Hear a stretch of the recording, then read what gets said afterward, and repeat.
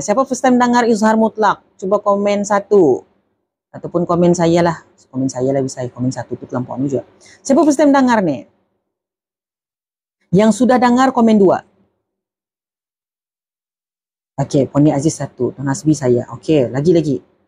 Oh, baru first time dengar. Oh, Masya Allah. Puan Umi Abi.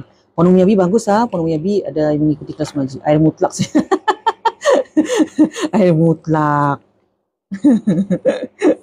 Okey, sikit lagi masuk bab fikih puan. Okey, sekejap saya refer lagi ni. Okey, izhar mutlak.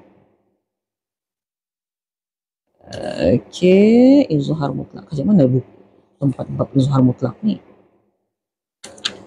Okey, so first time kan izhar mutlak. Okey, baru first time. Okey, dalam Al-Quran hanya ada 4 tempat sahaja. Okey, 4 perkataan, bukan 4 tempat, 4 kalimah. Okey, izhar mutlak ni hanya ada 4 kalimah di dalam Al-Quran tentang perempuan. Okey, hanya ada 4. Apa dia? Okey, nombor 1, ad-dunya. Bacaannya sama lah, masih izhar. Okey, masih sama izhar lah. Okey, ad-dunya. Okey, kemudian yang kedua,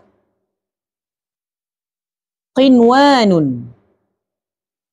Sekarang saya baris minta maaf sekarang saya baris. Ini saya tulis dulu.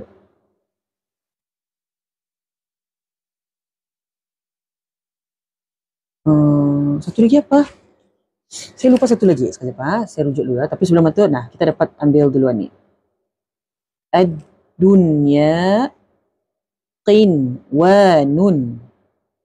Sinwanun. Bunyan, yes, bunyanun. Saya sebenarnya ingat ya bunyanun, cuma saya ragu-ragu.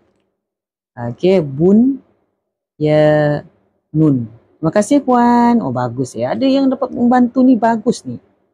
Okey. Bunyanun. Izhar mutlak dalam Al-Quran, tuan-tuan dan perempuan, hanya ada 4 ani saja. Kalau kita kan DSS, DSS dia. Kalau kan screenshot, Okey, izhar mutlak 4 kalimah ni sahaja. Nda lebih. Nda pernah 5, nda pernah 3. Ini memang tahan ni saja. Ad-dunya qinwanun. Bacaan masih sama macam izhar halqi. Okey, cuma ia punya huruf tu, okey, ia bukan izhar halqi. Ia izhar mutlak namanya. Tapi kadang-kadang ingat, kadang-kadang lupa.